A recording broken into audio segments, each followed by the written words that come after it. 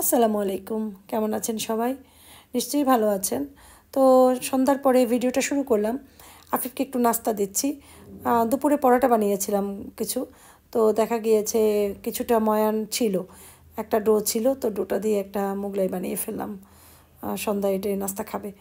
আর আমি চা বানিয়েছি, চা খাচ্ছিলাম আর এদিকে কাজও করছিলাম। চা দেখা যায় কাজ করতে করতে চা ঠান্ডা হয়ে যায়। তারপরে আমার সমস্যা হয় না, আমি একটু ঠান্ডা ঠান্ডাই চাটা খাই। চা বেশি গরম খেতে ভালো লাগে না আমার কাছে। যদিও ভাত তরকারি ঠান্ডা খেতে পারি না, ভাত তরকারি আগুন আগুন খেতে ভালো লাগে, মানে গরম গরম, কিন্তু চা আবার গরম খেতে পারি না। যাই হোক, এই হচ্ছে কথা। আজকে হচ্ছে মঙ্গলবার, মঙ্গলবার আবার আফিফের থাকে না, কি বলে এটাকে, টিচার থাকে না, টিচার মঙ্গলবার আসে না। তো যাই হোক, এখন সন্ধ্যার পর নাস্তা খাবে, পড়তে বসবে। আমার একটু বাজারও করতে হবে, কারণ আমার বাসায় কোনো সবজি নাই। এই নিচেই সবজি আছে, আমি যে একটু সবজি নিয়ে আসবো কিনে। তারপরে হচ্ছে রান্না এখনও বলতে পারিনি রান্না করব কি না, করা আছে, দুপুরে কিছু রান্নাবান্না আছে।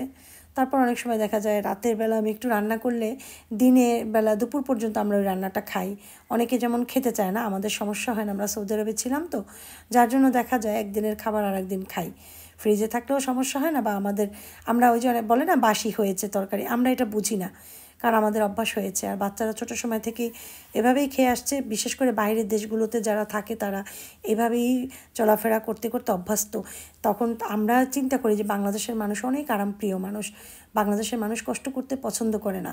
বিদেশে যারা থাকে তারা বুঝে যে কত কষ্ট করে আর্ন করতে হয়। তো দেখা যায় মা বাবা সন্তানরা স্কুলে যায়, মা বাবা দুইজনেই কর্মজীবী, কাজ করে, তখন দেখা যায় রোজ রান্নাও করতে পারে না। দেখা যায় একদিন রান্না করে 2 দিন খায়, 2 দিন পর পর রান্না করে। তো প্রতিদিনের এই হেডেকটা নিতে পারে না তারা, যারা বাইরের দেশে থাকে। আর দেশের মানুষরা তো, মহিলারা বিশেষ করে ঘরেই থাকে, কাজ যারা চাকরি করে, যারা না করে তারা তো প্রতিদিন রান্না করে, যার জন্য ওভাবেই রান্না করার তাদের অভ্যাস। ওই অভ্যাসটাই আমার রয়ে গিয়েছে। আমি দেখা যায় রাতে রান্না করে দুপুর পর্যন্ত সেরে নেই ওটা। তো এখন আমি সবজি কিনে আনলাম, এদিকে আসেবরে দেখি যাচ্ছে বাহিরে, ওর বাবা পাঠিয়েছে। যাই হোক, যাই বাসায় যাই, রান্না এখন করব না, যেটা রান্না আছে ওটা আমাদের রাতে হয়ে যাবে। কালকে দিনে দিনে এই রান্না টান্না করবো। বাজে কয়টা বলো তো? 3:30। তো তুমি 3:30 আসবা কেন? তুমি রওনা দেবা বিকালে, তাহলে ও অসুবিধা তো হয় নাই না? তো আশফাক হঠাৎ করে এইমাত্র ঢাকা থেকে এলো, এখন বাজে 3:30, প্রায় 3:45টার মতো। তো ও না আমাকে কল দিয়ে জানায় নি ও যে আজকে আসবে। আমি তো নেটে বসা ছিলাম, তো ও দেখছে যে আমার নেট অন, ও চিন্তা করেছে কি আম্মুকে যেয়ে সারপ্রাইজ দিব। বরিশালে যখন যেয়ে রিক্সা করে নিয়ে বাসা যাব তখন আম্মুকে বলবো যে আম্মু আমি এসেছি। তো ওই জন্য ও অনলাইন দেখছিল যে মা অনলাইনে আছে কি না। যদি দেখে যে অনলাইন অফলাইন হয়েছে তখনই ও আমাকে কল দিত। তো আমি ওইটাই বললাম যে তুমি আগে বলতা, বলে না তোমাকে একটু সারপ্রাইজ দিতে চেয়েছি।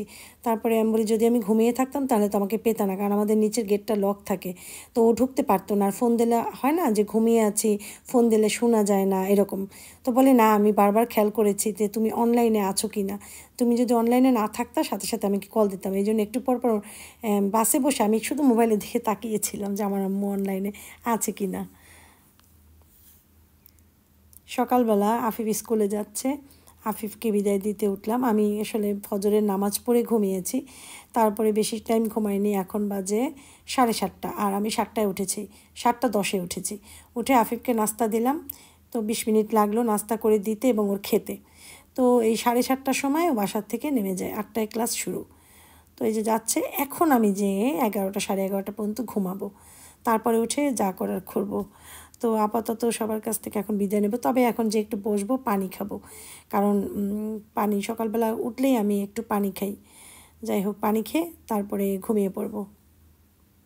এদিকে আমি উঠেছি, উঠে তারপরে তো আমরা খাওয়া দাওয়াও করেছি, নাস্তা। আমি তো নাস্তা খেলে আর দুপুরে খাই না, ওরা খেয়েছে দুপুরের খাবার। এখন হচ্ছে বিকেল, তো ওয়েদারটা খুবই সুন্দর ছিল।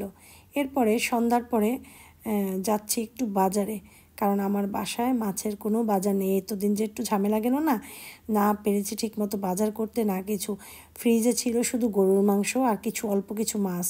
তো ওই মাছটা তো শেষ হয়েছে, গরুর মাংস আমার যা ছিল মোটামুটি সব শেষ করে ফেলেছি, কারণ এই কদিন আমার বাজার টাজার করা হয়নি, পরিস্থিতি ভালো ছিল না সেই জন্য। তো এখন এসেছি, দেখি একটু মাছ নিয়ে যাব, তারপরে যাওয়ার সময় আবার ওদিক থেকে মুরগিও নেব। তো আগে মাছটা দেখি, মাছটা নিয়ে নেই দেখি। আর আমার বাচ্চারা আসলে নদীর পাঙাশটাই খায়, সেজন্য নদীর একটা পাঙাশ দেখব। পোয়া মাছ পেয়েছি, অনেক সুন্দর তাজা পোয়া মাছ সেটা। তারপরে চিংড়ি, ছোট চিংড়ি যেটা আমরা তরকারিতে খাই, দেশি ডিমওয়ালা যে চিংড়িটা, সেইটা নেব। তারপরে দেখি লইট্টা মাছ খেতে ইচ্ছে করেছিল, একবার ঝুড়া করেছিলাম না সেরকমের। তো করতে করতে সবই এনেছি, একটু পেয়ারাও কিনে এনেছি, একদম কি সুন্দর কালার ছিল পেয়ারাগুলোর।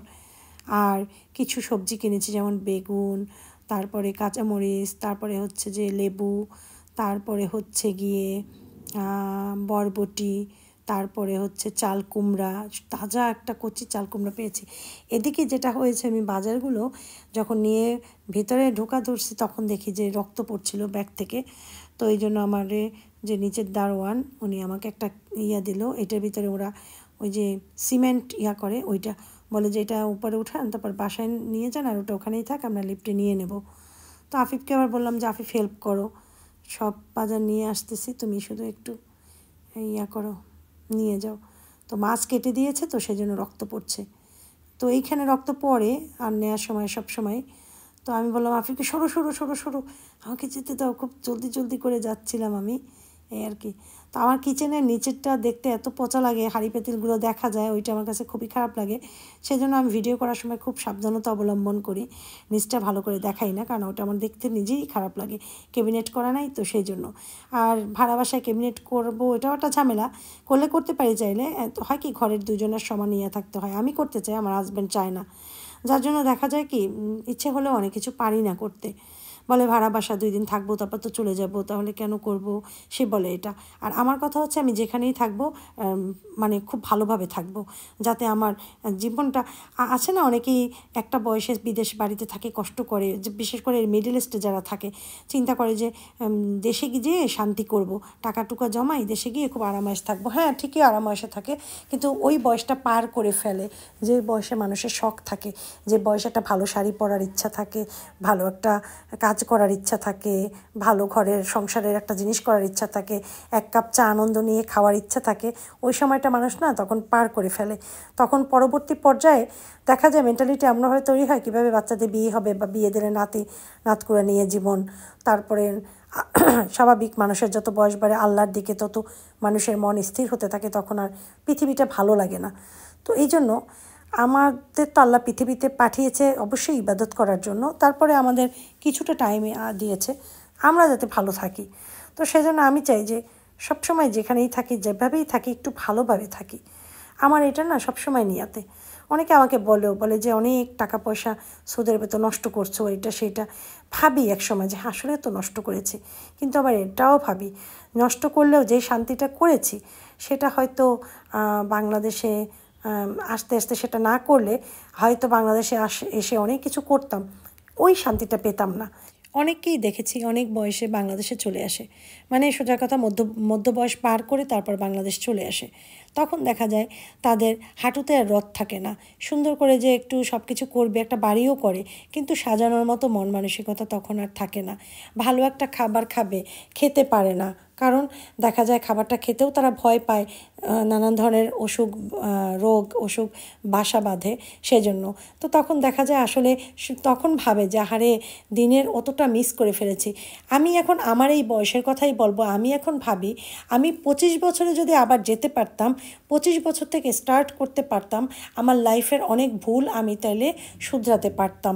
আবার চিন্তা করি আমি 16 বছরে যেতে যদি পারতাম, তাহলেও আমি অনেকগুলো কাজ করতাম, যেইটা করা আমার উচিত ছিল, যেটা আমি করতে পারিনি।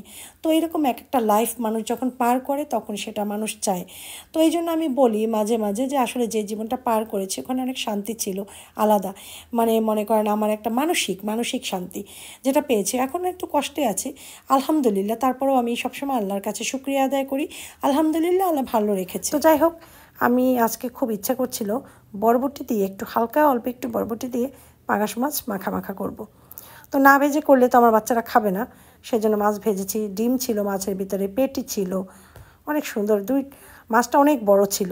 তো কি বলে ইয়া করেছি, ছোট ছোট করে কেটেছি মাছ, আর একটু নদীর পাঙাশ, এটা খেতে বেশি মজা লাগে।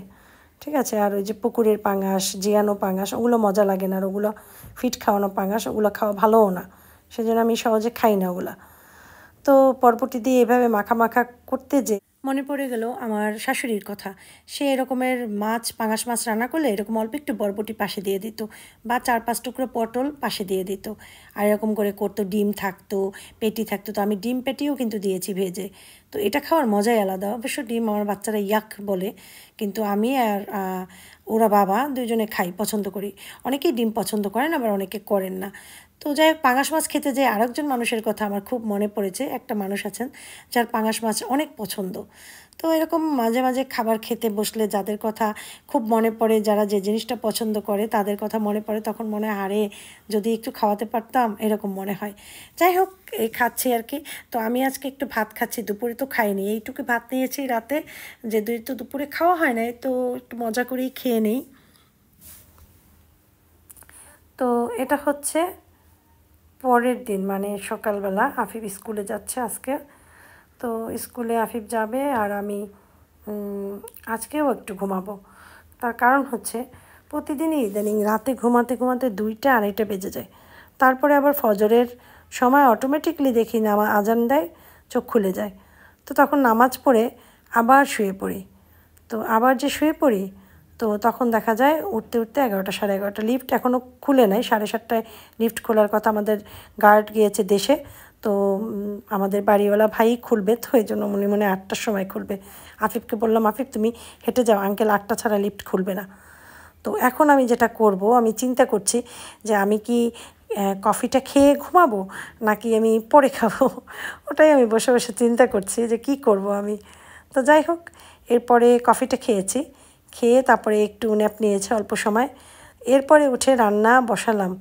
আজকে রান্না করব বরবটি, এই যে চিংড়ি দিয়ে ভাজি করব, এই যে। তবে সুজনের মা এসেছে, সুজনের মা মাছ করছে, পোয়া মাছগুলো ফ্রিজে রেখে দিয়েছিলাম। পোয়া মাছটা সুজনের মাকে বললাম সুন্দর করে কাটো।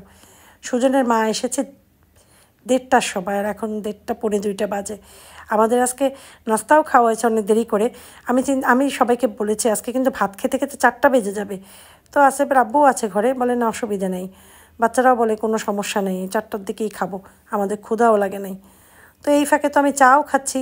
আর একবার যেহেতু রান্না করছে, আর সুজনের মা আমাকে হেল্প করছে, মাছ কুটেছে, সবজি টবজি সব কুটেছে, হ্যাঁ। তারপরে ফ্রিজটা পরিষ্কার করাবো, তারপরে হচ্ছে কিচেনটা একটু ক্লিন করাবো, এরকম টুকটাক কাজ। আর এটা হচ্ছে আমার আম্মার জন্য একটা পার্সেল এসেছে, কারকুমা যে ইয়াটা, এটা হচ্ছে জয়েন্ট গার্ডের একটা ক্যাপসুল।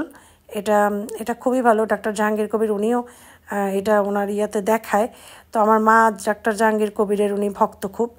তো আমি নিজেও ডাক্তার জাহাঙ্গীর কবিরের অনেক কিছু দিয়ে আমার রেসিপি তৈরি করেছিলাম কিটো ডায়েট যখন করতাম, তখন মানে জেকে লাইফস্টাইলের ইয়া দিয়ে, এই আর কি। জয়েন্ট গার্ড এটাও খুব ভালো। এখন আমি এটা কেন দেখালাম, অনেকেই আছেন আমাদের বয়সী, আমাদের থেকে বড়, বা আমার মায়ের বয়সী, তাদেরকে উদ্দেশ্য করেই বলা, হাঁটুতে যদি ব্যথা থাকে তাহলে এটা খেতে পারেন। এটা আমি অনেকের কাছেই রিভিউ পেয়েছি, এটা খুবই ভালো নাকি।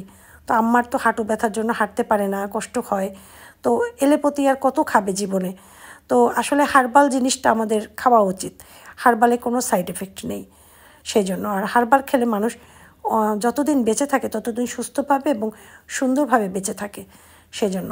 তো এটা কিনলাম আম্মার জন্য, আর ওইটার দাম হচ্ছে 2220 টাকা নিয়েছে। আমি তানজিদের বাসায় যাবেন? তো ওই যে আসিফ আব্বু যাবে হচ্ছে দেশের বাড়ি, আমি যাব তো এদিকে, এই আর কি। খালাকদের বাসা যাওয়া হয় নাই কয়েকদিনই, আমাদের বাসায় তো গেছিলাম। হ্যাঁ, না না না, বসি পাওয়া লাগবে না, তুমি যাও তোমার কাজে। যাবে?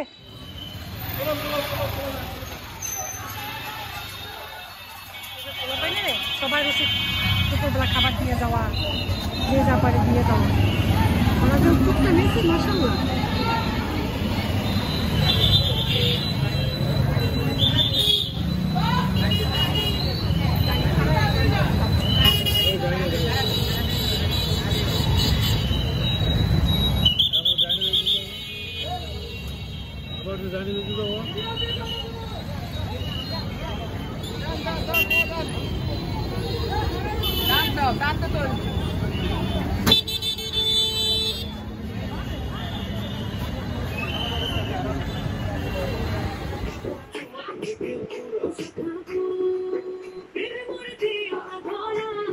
দিলেই তোমার মন ভাঙা হবে গুড়া গুড়া।